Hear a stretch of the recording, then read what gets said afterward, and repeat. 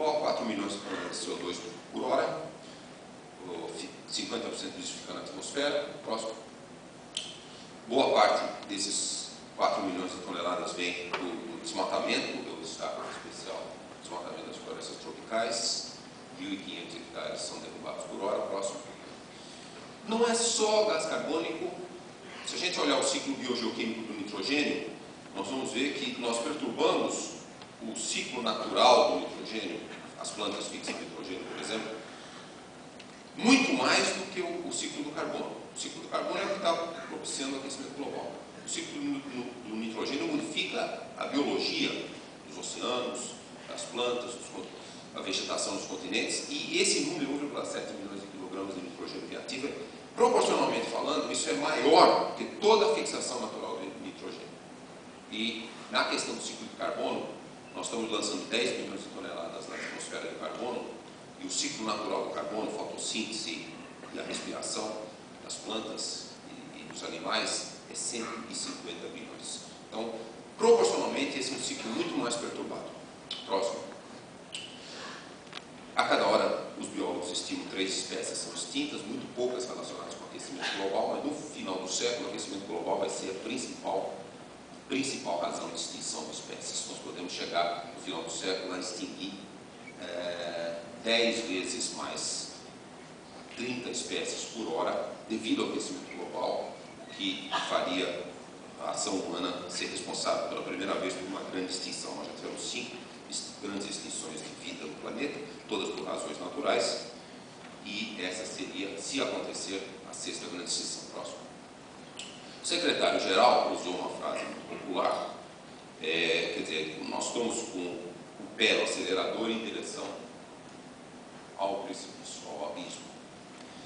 E essa é a grande aceleração, até o exemplo do pé no acelerador é apropriado. Próximo.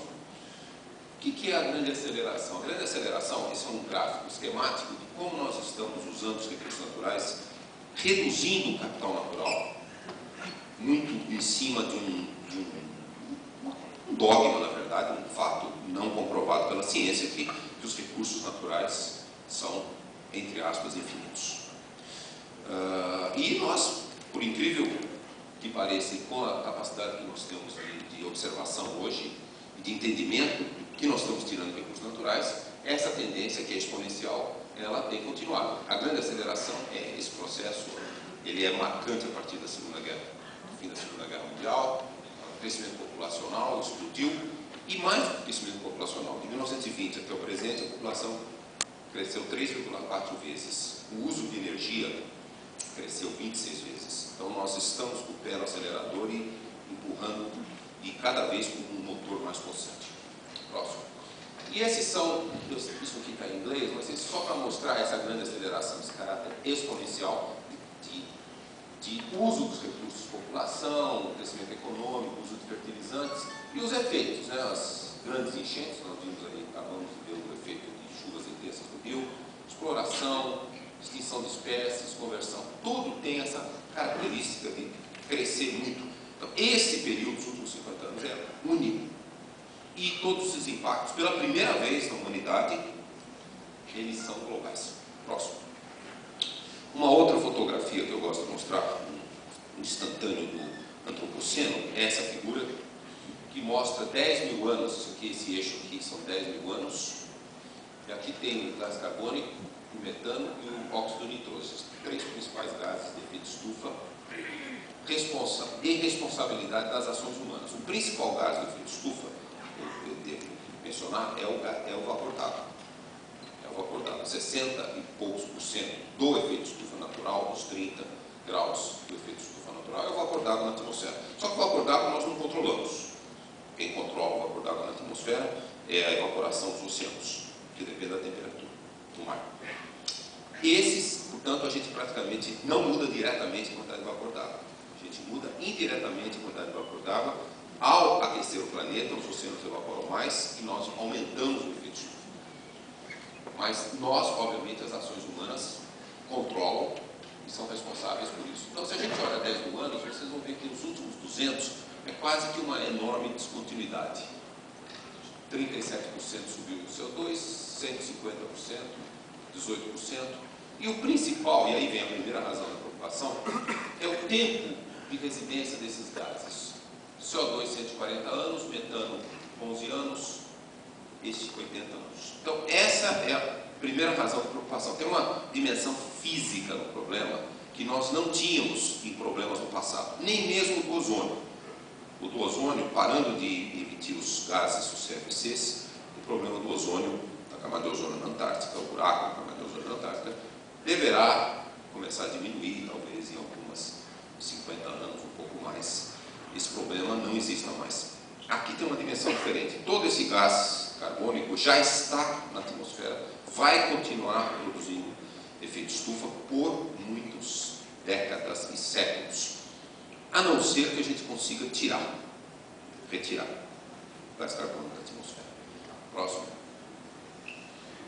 Eu mostrei uma perspectiva de 10 mil anos, agora eu mostro uma perspectiva de 430 mil anos. Isso vem das bolhas de ar aprisionado no gelo antártico, que nós temos aqui, não está aqui hoje, um colega meu de INCT, professor Jefferson Simões dessa universidade, que tem feito e liderado pesquisas aqui pela universidade na Antártica, nos Andes, áreas geladas, e esses dados vêm da Antártica e mostram 420 mil anos, e a gente vê aqui a concentração de dióxido de carbono e aqui a temperatura. Tem um mapeamento quase simultâneo. Quando tem muito gás carbônico está quente, quando está muito frio tem pouco gás carbônico. Épocas glaciais tem pouco gás carbônico na atmosfera e épocas interglaciais, como que nós estamos, tem mais. Mas o que eu quero mostrar dessa figura é que por 420 mil anos, na verdade essa série se estende há quase 1 bilhão de anos hoje, o gás carbônico e a temperatura ficaram dentro desses limites que vocês estão vendo aqui. Próximo. Esse é o número que nós temos hoje de gás carbônico. Veja que ele já está completamente acima dessa faixa. Próximo. Próximo. Quando a gente projeta o gás carbônico no final do século, então, este, de certo modo, de maneira pictórica, é o grande experimento geofísico que nós estamos causando ao planeta Terra.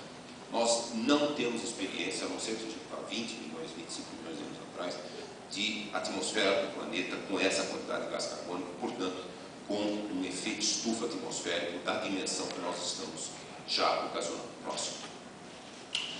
O resultado desses 200 anos da Revolução Industrial já pode ser visto, não é uma coisa do futuro. O aquecimento global pode bater 3 vezes, é inequívoco. Essa curva de cima é o gráfico já clássico do IPCC. Pode bater, pode. Mais um. As temperaturas estão subindo. Isso aqui é o período instrumental, 150 anos. O nível do mar já subiu quase 20 centímetros.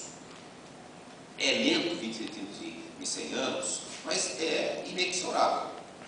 E o nível do mar, eu aproveito esse gráfico para dar outra dimensão de uma preocupação que vem do entendimento da física do problema, que é a enorme inércia física que o oceano tem. Então, no melhor dos casos, se a gente conseguisse milagrosamente reduzir, não só parar as emissões, mas tirar CO2 da atmosfera, ainda assim, o nível do mar iria continuar subindo por mais de 1000 anos. Quando eu falo isso, as pessoas não entendem.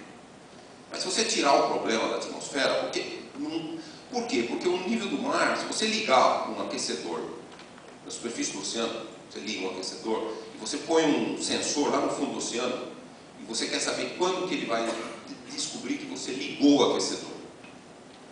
No fundo do oceano, ele vai levar 600 anos. Antes de 600 anos, o sinal do aquecimento não chegou. O oceano tem uma enorme massa, fora os primeiros 100 metros, onde o vento mistura muitas propriedades, a gente chama camada de mistura ou camada bem misturada. Lá embaixo, o sinal propaga muito devagar. A água tem uma enorme capacidade, calor específico, capacidade térmica.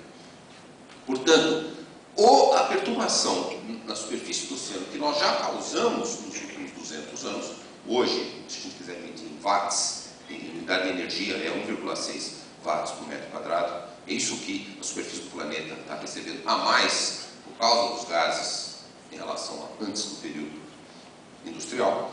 Essa perturbação leva milhares de anos para o oceano se ajustar. Então, se a gente desligar essa perturbação, o oceano vai continuar a se ajustar. E o nível do mar vai subir.